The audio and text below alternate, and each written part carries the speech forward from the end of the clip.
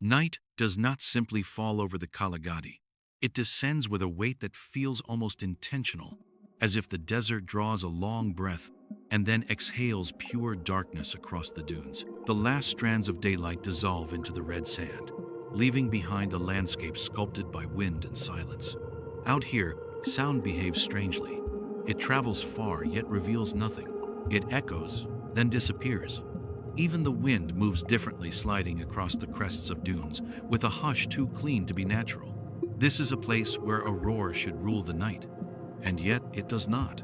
For centuries, the Kgalagadi has been defined by the voices of its predators. Hyenas laugh in fractured crescendos, jackals bark in sharp bursts, and lions, always the lions, announce their presence with a thunderous roar that can travel nearly 10 kilometers. In this desert, sound is power, territory, identity. But somewhere, within this vast expanse of shifting red dunes, there exists a presence that defies this ancient law. Rangers first noticed it not through sight, but through absence. On nights when the temperature dropped and the sky opened wide with stars, something felt wrong. The dunes were alive with tracks fresh, deep, unmistakably lion, but the air carried none of the vibrations that should accompany such movement. No rumble, no challenge call, no mating roar, nothing. Just the soft imprint of massive paws and the eerie feeling that something large had passed close by without disturbing the silence. Some rangers described it as walking into a room where someone had just left, a sensation of presence lingering without evidence. Others said the silence was so complete it felt engineered, as if the desert itself were swallowing sound before it could form. And on more than one night, a ranger tracking a pride reported seeing shadows moving along the ridgeline, powerful shapes gliding with the unmistakable certainty of lions. Yet the landscape remained mute, as if these animals moved through a different layer of reality altogether. Here, in one of Africa's harshest deserts, a mystery has begun to take shape, a pride of lions that roam the night without the defining voice of their species. And this silence is not random. It is patterned, persistent, and deeply unnatural. Part 2. The first sightings. Rangers who heard nothing. The first confirmed encounters with the silent lions did not come from dramatic chase scenes or clear, sunlit observations. They came from late-night patrol logs, brief, understated notes written by rangers who were trained to notice everything, yet struggled to articulate what they had experienced. The reports all shared one strange similarity. Something was missing. One ranger, Peter Malan, recalled a night when the desert felt unusually alert. The sky was clear, the moon bright enough to cast sharp silhouettes of camelthorn trees across the sand. He and his partner tracked a set of fresh lion prints winding along the base of a dune prince, so recent the grains had not yet slumped back into place. They expected, at any moment, to hear a distant roar. In Kgalagadi, lions vocalize often, asserting dominance over enormous territories. Silence usually means no lions, but that night, silence followed them like a shadow. The deeper they moved into the dune valley, the more pronounced the quiet became. Crickets stilled, jackals stopped calling. Even the wind seemed hesitant, brushing the sand in thin, nervous strokes. Then, as they rounded a bend, Peter froze. Ahead of them, on the ridgeline, were three silhouettes: broad shoulders, thick manes, tails swaying slowly from side to side. Lions. No question. They were watching, yet the desert held its breath. No growl of warning, no rumble of irritation, not even the low chuffing sound lions use when communicating at close range. The trio slipped down the dune and disappeared among the shrubs with a grace that felt almost rehearsed. Their movement left no sound, no hint of their weight. Only tracks in the sand confirmed they were real. Other rangers soon filed similar accounts. A young intern reported following a trail of springbuck carcasses over 2 weeks, each kill consistent with lion behavior, yet made without the usual territorial roaring that follows a successful hunt. Another ranger described watching a lioness call her cubs using nothing but body posture and a flick of the tail. He waited for the accompanying vocalization, but it never came. Word spread quietly within the park staff. There's a pride out here that doesn't roar. It was an idea so contradictory to everything known about lions that many dismissed it as misinterpretation, equipment failure, or mere coincidence. But the sightings continued, and the patterns sharpened. The lions were real. Their silence was real. And the mystery was beginning to demand attention. Part 3. The silent hunts. Predators that kill without warning.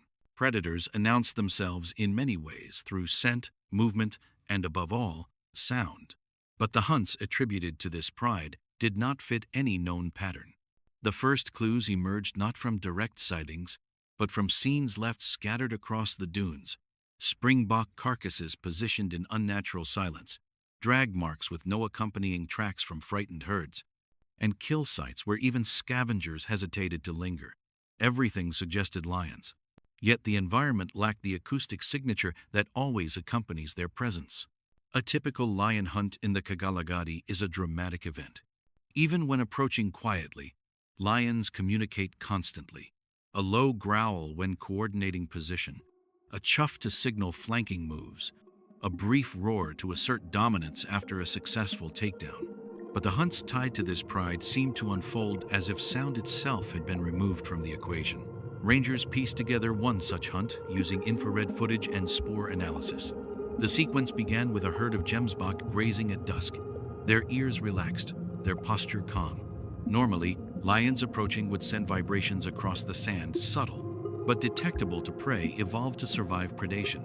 This time, the herd remained undisturbed until the final seconds.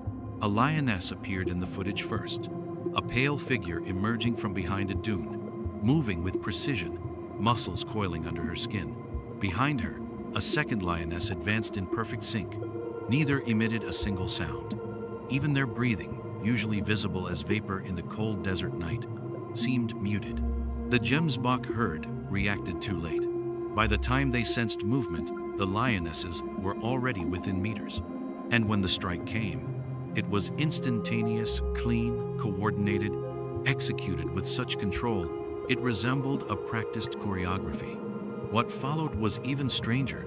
Most lion prides roar after a successful hunt. It's a declaration, a territorial signal, and a communication method rolled into one. But here, the landscape remained silent. No roar of triumph, no gathering call. The pride materialized from the darkness to feed, eat in silence, and melt back into the dunes without disturbing the night. This pattern repeated itself again and again. Kill sites with no vocalization, scavengers arriving late, as if the absence of sound had delayed their instinctive response. Prey species behaving erratically, unable to gauge the presence of a top predator because the usual acoustic cues had vanished. The more evidence rangers collected, the more unsettling the truth became. These lions were hunting as if they had evolved for absolute stealth, an adaptation no one had ever documented in their species. Part 4. The behavioral puzzle. Why lions roar in the first place? To understand why the silence of this pride is so disturbing, one must first understand what a roar truly means to a lion. It is not just a sound, it is a declaration of presence, a boundary line, a complex broadcast of strength, identity, and command. In the animal kingdom, few vocalizations carry the same evolutionary weight. A lion's roar can travel across 10 kilometers of open desert, reverberating through ribs, sand, and air like a physical force. It is designed to shape territory, enforce hierarchy, and maintain social cohesion within the pride. When a male roars, he is not simply announcing himself. He is advertising dominance to rivals and assuring protection to his own. Females use roaring to locate cubs or coordinate movements across long distances. Even subadults practice roaring as part of their path to maturity. In stable prides, roaring functions almost like a signature, distinct, identifiable, and vital for survival, which is why silence is not normal. Silence is not adaptive. Silence in lions is a violation of the blueprint. Researchers who reviewed the ranger reports struggled to reconcile the behavior with established biology. Some began by ruling out simple explanations: weather patterns, wind direction, sound absorption by dunes. But the silence occurred across varied conditions. Others hypothesized stress or human presence might suppress vocalization. But these lions were observed even in remote sectors where human interference was minimal. The more the data accumulated, the more glaring the anomaly became.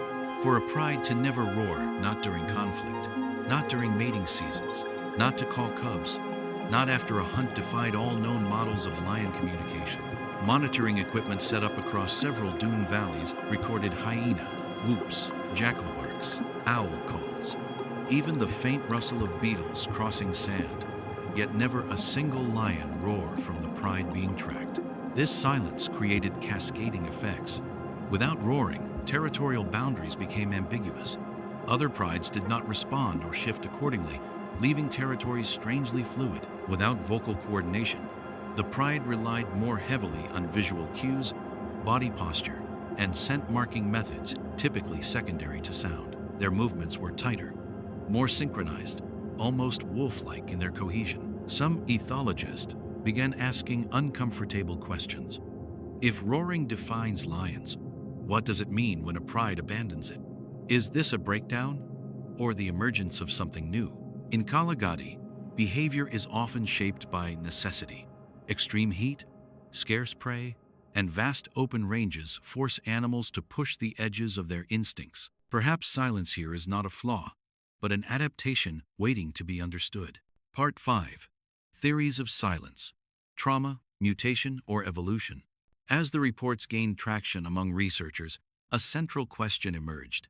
What could drive a pride of lions, an apex predator built on sound, to abandon one of its most defining behaviors?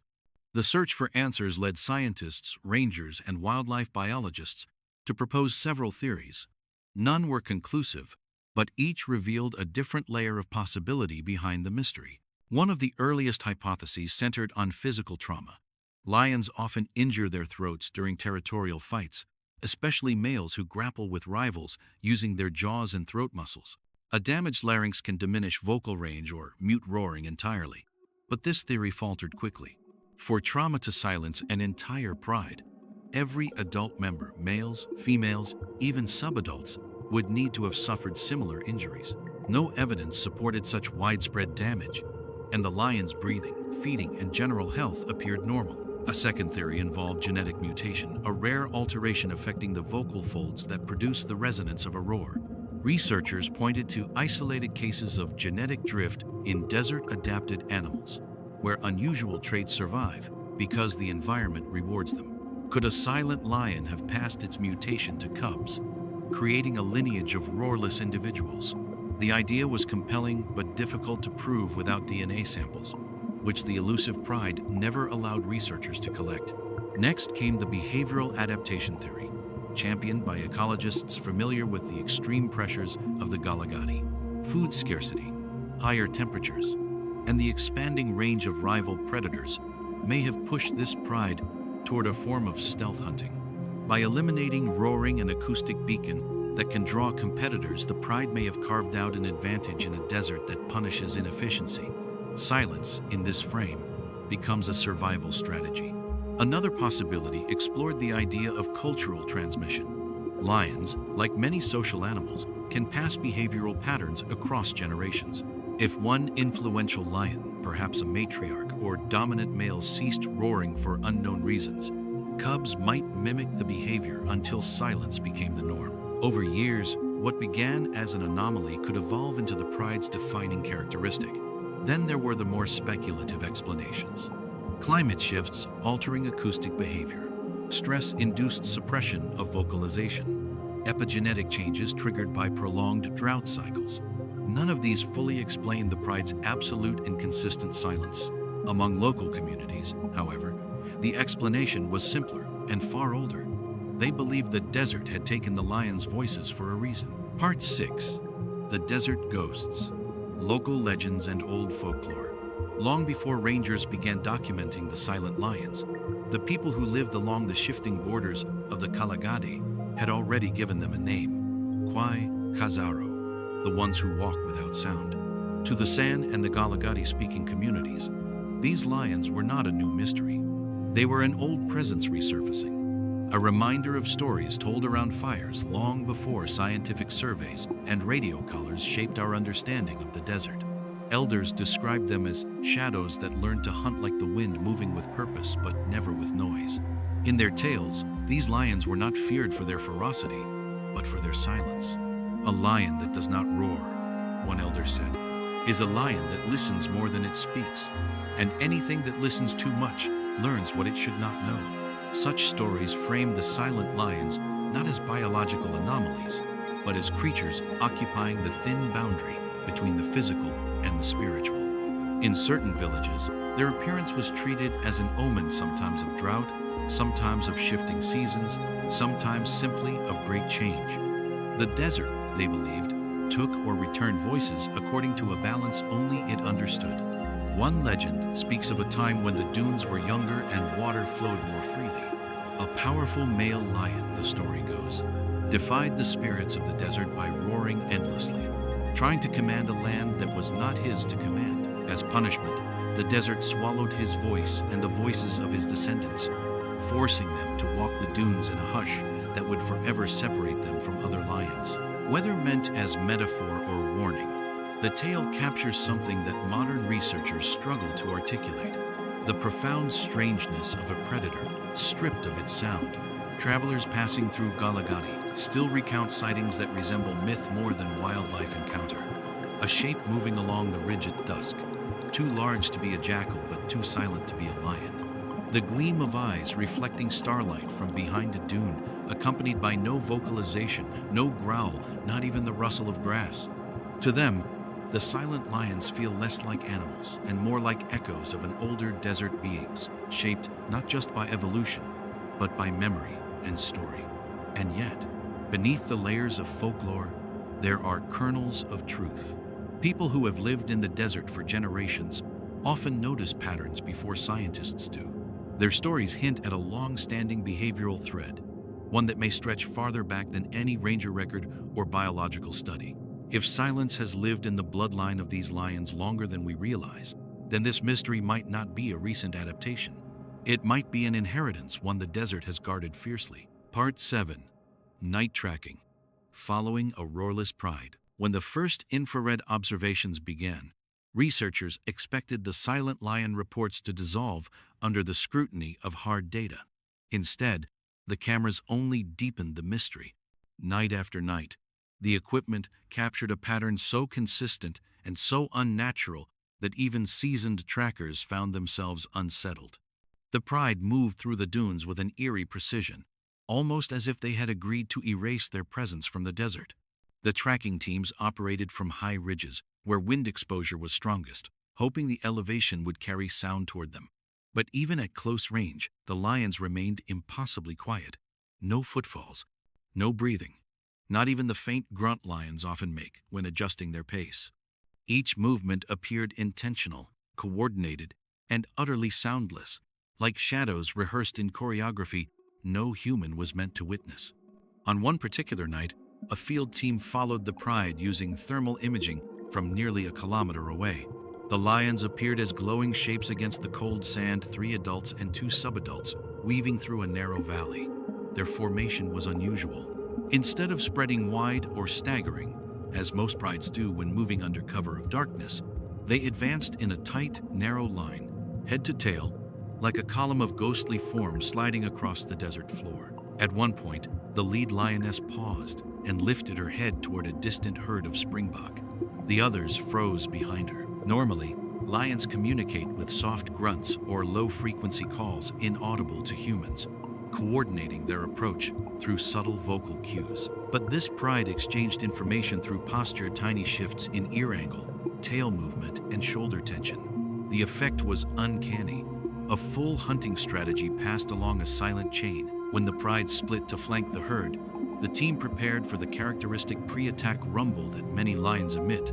A deep vibration felt more than heard, yet nothing came. The lions accelerated from a walk to a sprint with zero acoustic warning, an impossible level of quiet for animals their size. Even the springbok reacted late, as if they had been deprived of the instinctive cues prey rely on to survive. The thermal footage later revealed something even stranger. During the chase, when the pride should have produced heat signatures from heavy breathing, their thermal profiles remained unusually stable. The lions were exerting themselves, yet they emitted none of the thermal spikes typical of vocalization or exertion. Whether this was coincidence, physiology, or part of a deeper adaptation remained unclear, but it added one more layer to a growing puzzle. For the researchers observing from afar, the sensation was universal.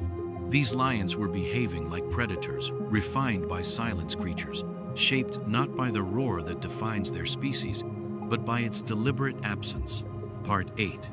When silence becomes a weapon. In most ecosystems, silence is a vulnerability. Prey animals rely on stealth. Predators rely on sound, both to coordinate and to intimidate. But in the Kgalagadi, the rules appear to have inverted. For this pride, silence is not a deficiency. It is an advantage sharpened by landscape, climate, and scarcity. Over time, rangers began to notice a pattern. Wherever the silent lions hunted, prey animals behaved as though a crucial sense had been taken from them. They reacted later. They scattered poorly. They hesitated in moments where hesitation meant death. Normally, prey in the desert is attuned to a lion's presence well before visual contact. Vibrations in the sand, distant rumbles in the air, territorial calls carried by the wind, these cues form an early warning system honed across millennia. But the silent pride stripped the environment of those cues. They approached like a weather phenomenon rather than a predator, advancing with no signature to anticipate. It was not simply quiet hunting, it was absence masquerading as safety. One documented hunt illustrated this reversal with chilling clarity. Rangers observed a herd of blue wildebeest grazing along a dry riverbed at dusk. The wind was steady, shifting sand in thin sheets. Nothing suggested danger. But as the night cooled, the silent pride emerged across the dunes. They moved toward the herd with such control that not even the sand cascaded beneath their paws. By the time the wildebeest reacted, the lions were already within striking distance, forming a crescent that collapsed inward with near-perfect timing. The kill itself was swift. No roars followed. No territorial declaration rippled across the desert. Instead, the silence seemed to deepen, pooling around the feeding lions like an additional layer of camouflage. By the time scavengers noticed the kill site, the predators had vanished back into the dunes. This absence of vocal display created an unexpected tactical advantage beyond hunting success. Reduced competition. Hyenas, which normally rush toward a lion roar to challenge or scavenge, often arrived late. Jackals reacted the same way. Even vultures appeared to take longer to gather, as if deprived of the audio cues that typically trigger feeding behavior. The silent pride thus fed longer and defended less, saving energy in an environment where every calorie matters. Some researchers began to ask whether this behavior was merely an anomaly or the early shape of a new ecological niche. Lions that do not dominate through intimidation, but thrive by removing their presence from the sensory landscape entirely. In the context of desert survival, where competition is punishing and prey is limited, silence transforms from an oddity into a tactical evolution, one that the environment itself may be selecting for. If roaring was once the symbol of the lion's dominance, then here, in the red dunes of the Kgalagadi, silence has become its most powerful weapon. Part 9. The future of the silent lions. Threats and unanswered questions. As sightings accumulated and data points sharpened, one truth became undeniable. This pride possessed a behavioral identity unlike any documented elsewhere in Africa. Yet with every new insight came an equally large uncertainty. What does the future look like for lions who have relinquished their roar? And more urgently, can they survive long enough for science to understand them? The Kgalagadi is not merely harsh, it is accelerating toward deeper extremes. Prolonged drought cycles have thinned herds of springbok, oryx, and wildebeest. Seasonal pans that once filled with brief, life-giving water now remain dry for entire years. In this tightening ecosystem, every predator is pushed toward competitive edges, and even subtle disadvantages can be fatal. Silence may benefit hunting, but it may also hinder territory defense. Without roaring, the pride cannot broadcast dominance across long distances, making them vulnerable to intrusion by larger, more vocal prides. Some trackers have already observed incursions from neighboring groups, whose males use roaring as acoustic intimidation to claim ground. In these clashes, the silent pride is at a disadvantage. They cannot respond in kind, They cannot project strength into the night. They must rely on scent marking and physical presence tools, less effective in the desert's shifting winds. If their territory shrinks, prey access may diminish, tightening the survival margins further. Researchers are also wrestling with deeper questions. If the silence stems from genetic factors, what happens if this lineage disappears before it can be studied? Could a unique evolutionary branch vanish without leaving a trace? Conversely, if the silence is a cultural or behavioral adaptation, could it spread to neighboring prides facing similar pressures? What begins as an anomaly might ripple outward, reshaping lion social dynamics in ways not yet imagined. Then there is the issue of disease and human encroachment. As climate stress pushes wildlife toward waterholes near park boundaries, the risk of conflict with farmers increases. Lions that cannot roar may be harder to detect, harder to deter, harder for communities to understand. Conservation efforts depend heavily on predictability, knowing when lions are near, hearing their nightly calls to track movement and prevent clashes. Without vocal cues, the silent pride moves beneath that radar, both unseen and unheard. Even their reproductive future is uncertain. If silence affects mating communication, could it reduce breeding success? Or might their close, highly synchronized behavior compensate for the loss of vocal coordination? No one knows yet. The pride's numbers remain small, and without long-term observation, predictions are fragile. But perhaps the most haunting question is the simplest. Is this silence a clue about the desert's ecological future, or a warning? If a pride of lions can lose its voice to survive, what else might the Kgalagadi reshape in the decades ahead? Does silence mark the beginning of a behavioral revolution, or the final chapter of a lineage pushed beyond its limits? For now, the desert keeps its secrets, and the lions keep their silence. Part 10. Closing montage. What does a roar mean when it disappears? As dawn approaches, the Kgalagadi shifts once more. The dunes, moments ago wrapped in the anonymity of night, begin to reveal their shapes under the first thin strands of morning light. Shadows pull back. Colors return. The desert exhales. Yet the silence remains an echo that lingers even as birds begin their tentative calls and the daytime world reassembles itself. Somewhere out there, beyond the rolling crests of red sand, the silent pride is settling after another night of spectral movement. No tracks of struggle, no standoff roars to announce victory or defeat, only a muted trail carved lightly across the earth, already half erased by the wind. In most landscapes, lions define the soundscape. Their roars thread through savanna nights like thunder rolling across grass. They reassure cubs, warn intruders, and proclaim territories. They are the pulse of the ecosystem. But here, in this desert carved by extremes, that pulse has shifted into something quieter, something that challenges what we believe about one of the world's most iconic predators. If roaring is the essence of a lion's identity, then what does it mean when that voice fades? Does silence signal loss or transformation?